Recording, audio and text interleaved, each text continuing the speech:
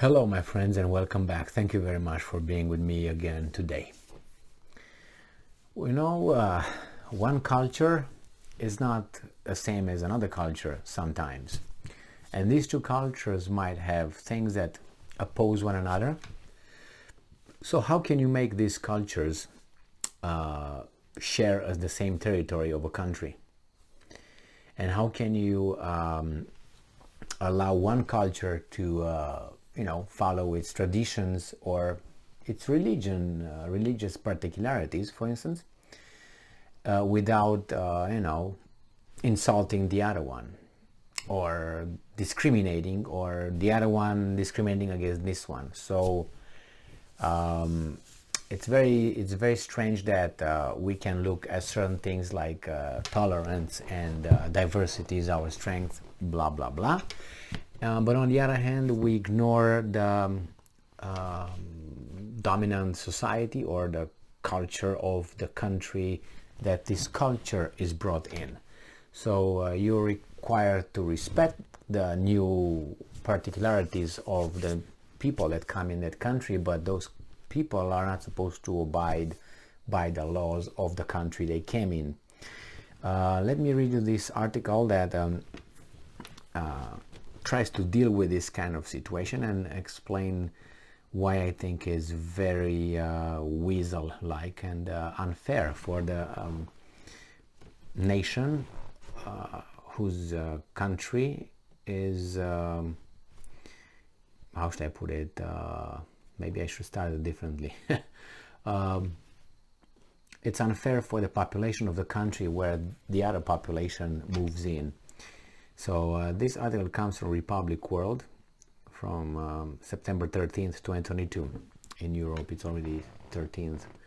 Denmark, to effectively ban hijabs for women, attracts backlash from human rights groups. I was thinking, well, Denmark did not have this kind of hiding your face in their culture traditions. So the tribe, the Danish tribe, they had their traditions, and these other people were allowed, that's the word, allowed, to come in on their territory, because we have another group that told the Danish they have to do that, because otherwise, I don't know, they're bad people.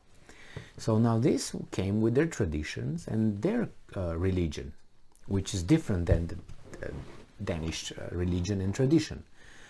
Now you come in someone's house and then you request those people to change their ways according to you. Okay, we have human rights. Okay, human rights, but human rights go as far because you got a third group that owns the human rights. But let's go and read further here. In a move that was slammed as neither necessary nor proportionate, Denmark announced that will ban Islamic veils such as niqab or burqa, and will be banned. An organization for Denmark rule is Social Democratic Party, Communist Danish Commission for the Forgotten Women's Struggle on Monday announced that it will effectively ban hijabs for women across the Danish elementary schools to promote equality outdo religious discriminations. So, again, announced that it will effectively ban hijabs for women across the Danish elementary schools, for the kids, to promote equality and outdo religious discrimination. The proposal, which reflects the policies of the several European countries, was approved by the Social Democratic Party on August 24th. Now, the law attracts backlash from human rights campaigners. Let's see. In a move that was slammed as neither necessary nor proportionate, Denmark, the measure, as explained by the Danish government, is aimed at preventing honor-related social control of girls from minority communities. When you are a girl and go to elementary school, you should be allowed to be a child. If you then, when you're an adult, later in life decide you want to wear a headscarf, do it on your own free will. We won't get involved. Christina Krapriosiak Hansen, head of the Commission and Social Democratic mayor of the municipality of Holbach told Newswire Rizal, "We think that as such is fine, but we must talk openly about what is happening. There can't be anyone who believes that an 8-year-old girl puts in on herself," she stressed. "The ban is supposed to be extended across all private school and free schools as well as public elementary schools. We are not placing a bind on religious freedom. That was actually very important for the Commission. We are not doing that. That's not what we are addressing. We're not addressing whether we are for or against headscarves," said the head of the Commission of the Social Democratic Mayor. So it says here, women would no longer be allowed to cover their face when there is a recognizable purpose for security reasons. Danish Justice Minister blah blah blah had said anyone violating the law would be asked to pay a fine of about £118. So it's here another one. Minister stressed that the legislation would not ban headscarves, turbans, or the traditional Jewish skull cap, but it knows as a burqa ban directed at the veils worn by some Muslim women. Okay, well, if it's about the religion stuff, and cultural stuff, let's say this. Let's go with this. We should not force people to do things, or should not forcefully, how should I put it, cut things, or hurt themselves, or put tattoos on their bodies. You know what I mean? For any kind of reason, because each person has autonomy, body autonomy, mental autonomy. So for whatever reason, so you know that there is the practice of circumcision, male circumcision in the Jewish faith, Judaism. Now that could be considered, for instance, could be called a little bit different than could be called body mutilation, organ mutilation. That's a different term that you would use, for instance, for women who are in Africa, for instance, who are sexually mutilated down there for certain reasons. Now, we don't care about the reasons because we don't have that in Europe. That's something that their culture does. What am I supposed to do? Where are those human rights coming and telling them? Well, if that's the organ mutilation, sexual mutilation is not okay for women, why is it okay for children that had no say in that? I don't want to hear the one thing saying, oh, it's for medical purposes, blah, blah, blah. Okay, for medical purposes, a lot of things could be done without my permission, and I still have to give permission for that. You know what I mean? So the same here. Now, you have, let's say, the Jewish people coming to Europe, and they have this particularity. All of a sudden, that's legal. But women's sexual mutilation is not legal in Europe. And why is that? I mean, what is one and the other one? It's just because one is used for the pleasure of male, for instance, and the other one is for, that's the covenant between the Jewish people and God. Can you believe that? That's the covenant. That's the sign, circumcision. That's the covenant. I mean, wouldn't you think that God would have something else with his chosen people to have a covenant? Then, no, from now on, you know what, Abraham, you're gonna cut your son's little foreskin from your kid's BB. That's our, that's how we recognize one another. Really. Really. And that's the God who dictates how this universe turns, right? And he has a covenant with the humans, his greatest creation, like that. So leave aside, this kind of, things, but go back to this. Again, you have, let's say, some Indian cultural things is minor ceremonial marriages, right? So you have children of 9, 10, 11, 12 being married, right, with adult 40-year-old men. That's in India. Now, if, let's say, you have a majority of some people coming to Europe, would Europe accept this? Would accept, minors being married with adults? No, if not, why not? Well, it's a religious thing. It's a cultural thing. So the same with burqa. I mean, you can say, well, it doesn't hurt anybody. It's an extreme thing. It could be an extreme thing, but for instance, in the Danish culture and the Danish law and the Danish religion, there's no such a thing as that, covering your mouth or covering your face of a child. So why should they put up with that? And then from the human rights perspective, why shouldn't they just be okay with, for instance, with minor marriages? Why not? How about, as I said, with sexual mutilation? It's a cultural trend in certain countries. You don't respect cultures, and diversity is our strength. There you have it. So why not? Then why we have some cannibals still on this planet, don't we?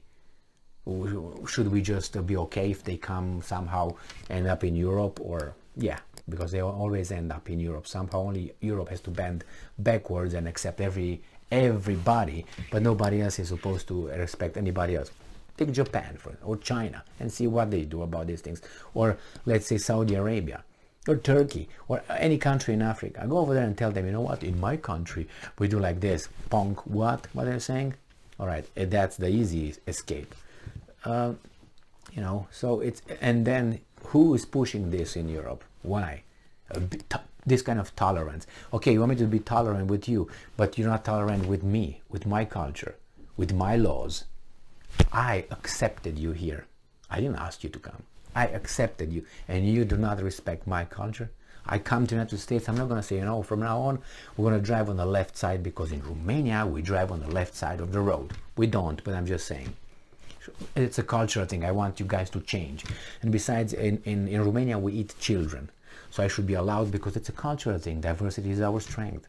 Or I have a naughty religion somewhere that, I don't know, we all cut our middle finger off to our kids. Is that acceptable? I mean, if you have this many fingers, you can do many stuff, many stupid stuff. But you have no fingers, you can do stops with it, right? Let's say you can't masturbate with like this, right? So let's cut all the hand. You escaped, you got rid of masturbation all of a sudden. It's a good thing, right? In the name of good, let's cut the hands off. That's my cultural, that's my religious. And when you bend to, you know, you just say, really? I mean, isn't that stupid? Besides respect, I came in this country, I respect their laws, I respect whatever, and it's not very different, because you know what I mean? You go to the Roman law and you go with the Western civilization, yeah, it's very little deviations versus other ones that are like this. So a little bit of respect and a little bit of humbleness and requiring other people to respect your culture and your religion. But if you, I ask you to respect my naughtiness, my personal naughtiness, but I don't respect you. I don't respect you because I ask you to respect my something that for you is really crazy. But I don't respect you. I said, no, you have to respect mine. I impose it on you. So who's tolerant? You're not tolerant because why? You're supposed to be tolerant, but I'm imposing something on you. And if you don't accept my intolerance, then you're the intolerant, right? So when someone says you're not intolerant, no, that person who asked you to be tolerant for something, that's intolerant right there, because they want you to bend over for that. That's intolerance. No, why don't you bend over for me? Because you're intolerant. Really? Unless you think that your value is better than mine. And then we get in this little trouble, you know what I mean? So you have to prove that your value is better than mine. Like, okay, having a scarf or not having a scarf is a value. I personally don't care if you wear that or you don't wear that for religion purposes. I don't know if you should have kids doing that, as these guys are arguing that that's really a child is made to do. But on the other hand, you take your child to the church every Sunday to the Sunday school. What's that? Indoctrination? Why don't you let your child find Jesus or whomever they want to find when they're 18, 19? Why do you indoctrinate them with when they're 6, 7, 8, 9, 10? It's going to be hard to get out of that. I mean, that's normal. I'm not, you do whatever you want with your child, but I'm just saying, analyzing it, in a philosophical way. You know, like you take your child to school, the state is going to tell your child how to behave, what to respect, what are the, authority figures and so on. Do I agree with that? No, I disagree with that. They tell me that a man is this, a woman is that, and this is this, and this is that. Marriage is this, and marriage is that. Maybe I disagree with that, and it's not the government's job to tell my child what is that. I don't want to take him over there, but I have to. All right? So, but here you take your child for, let's say, Sunday school because you want. That's your value. Okay, man. Okay. But is it fair for the child? Some people might say no. Some people might say, yeah, well, it's my child, right? Well, okay. But I'm just saying, I don't, it's very strange when you have different cultures and different religions sharing the same territory or not sharing, because just to be certain about this, countries in Europe, and not only Europe, this here was formed based on certain clear values, clear culture, clear civilization. It was not like they borrowed from the Chinese civilization or from the Japanese culture or from Zulu culture. No. Zulu culture has its culture over there. The Pygmies have their culture over there. The people in Zimbabwe culture over there. When the United States was formed, we know exactly who formed it, under what circumstances and what values, and what civilization. It's clear. Everybody else who came here with a different view on that, the initial country and soul had to bend over, and now you required to be flexible with everything all of a sudden. And if you're not, you're the bad dude. Really? And like as I said, I come here as a Romanian, but Romanian is not a good thing because I still come from Europe if you want it. It's just Western civilization if you want it, from Greece, Rome, and that's closer to Romania than is to Germany, for instance, if you want to be straight, or Great Britain or France. So anyway, just a little bit of tolerance versus intolerance, and people who come after and they ask to their things to be respected, but they trample the culture and civilization of the host countries, and the host countries somehow are dumb enough to say, yes, we're going to do everything you say, but don't call it in our country. I mean, you can say whatever in the United States, but what are you going to say in Belgium or in Denmark or Romania? It's not like here, everybody comes here. No. It's clear who's who, what's what. So it's not like they have to accept all that. Like Poland now Poland is supposed to accept this and this and this. They don't want to do that. Hungary doesn't do that. They have balls. Romania, weasels. Lost.